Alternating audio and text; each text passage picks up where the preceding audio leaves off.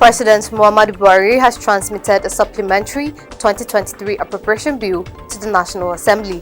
Hi, welcome to What's Happening. These are the top 10 stories. At number 1, President Muhammadu Buhari has transmitted a supplementary 2023 Appropriation Bill to the National Assembly. Speaker of the House of Representatives Femi Gbajabiamila read out the content of the cover letter on the bill to members on Wednesday.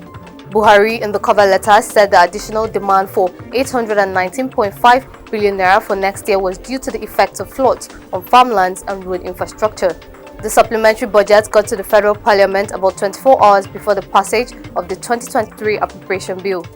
At number 2, Nigerian President Muhammadu Buhari on Wednesday launched the National Monitoring and Evaluation Platform, IMAC. Buhari launched the project monitoring website with its accompanying mobile app shortly before the weekly Federal Executive Council meeting.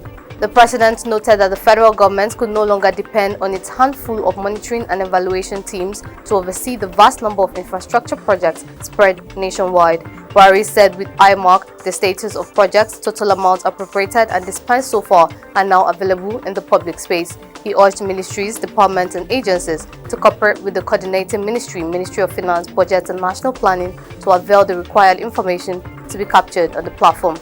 At number 3, the Central Criminal Court London, also known as Old Bailey, has denied bail to former Deputy Senate President Ike Ekweremadu. In the pre-trial hearing on Tuesday, the court gave its verdict denying the bail on the grounds that he was a flight risk. It was learned that the court cited the letter and assets for future proceedings against the senator by the Economic and Financial Crimes Commission. In the bail application, Ekweremadu's lawyer had argued that the Nigerian High Commissioner to the United Kingdom and the Attorney General of the Federal Republic of Nigeria had written to the court that Ekweremadu was not a flight risk. The trial of Ekweremadu will now begin on January 31, 2022. At number 4, President and Chief Executive Officer of Belema Oil, Jack Rich, has appealed for admission of Nigeria into the G20 economic group. Jack Rich made the appeal during the U.S.-Africa Leaders Summit, which was held in Washington, D.C. In a statement, Jack Rich noted that the inclusion of Nigeria and the African Union into the G20 would be a milestone in global economic acceleration and urged Africans in the diaspora to work towards achieving this goal. He added that admitting Africa into the G20 would help the continent a lot and would go a long way in ensuring its technological advancement. At number 5, Taraba State House of Assembly has elected John Bonzena as the new speaker during an emergency sitting. The election of Bonzena from Zing State constituency occurred in the early hours of Wednesday following the resignation of former Speaker Joseph Kunini. The letter of resignation of the former Speaker was read by the Deputy Speaker Honorable Hamanadama Bukunu of Bali 2 State constituency at the Hollow Chamber of the House. Adama, who presided over the emergency sitting, called for the nomination of the new Speaker, and members unanimously nominated and elected Bonzena as the new Speaker. At number 6, troops of 82 Division in conjunction with Nigerian Air Force, Nigerian Police and Department of State Services on exercise Golden Dawn 2 on Monday 19 December 2022 conducted joint raid operations on an IPOP ESN camp located at Amagu Village, Nkalaha Community, Ishielu, local government area of Ebonyi State.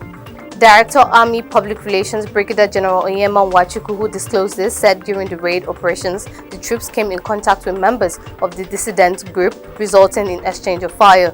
In a separate operation on the same date, troops on routine patrol in Agubeji community in Enugu State have arrested a suspect, one Mr. Martins Abogu, for conniving with IPOP ESN elements to unleash attacks on innocent citizens, the statement read.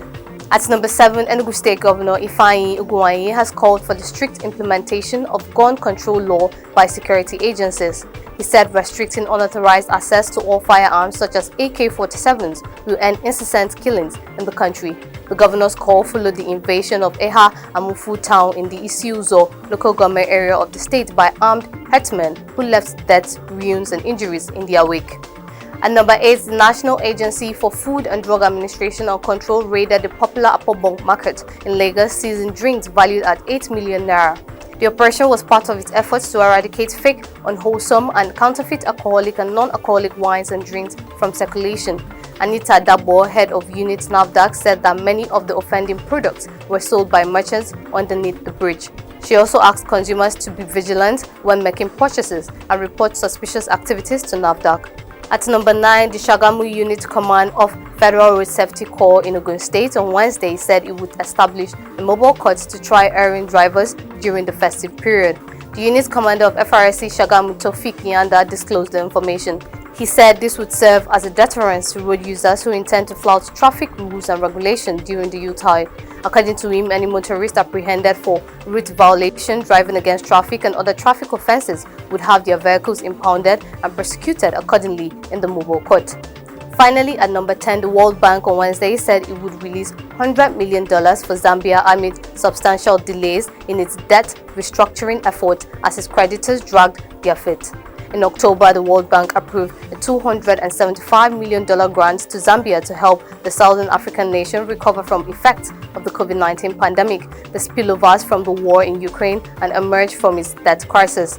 World Bank President David Malpass said in a statement that Zambia urgently needs debt relief to restore medium-term debt sustainability and attract the new investments needed for growth and jobs. Also, Zambian President Hakainde Hichilema said Zambia had agreed to the principles of debt restructuring with its creditors. That's all for today. See you next time on What's Happening.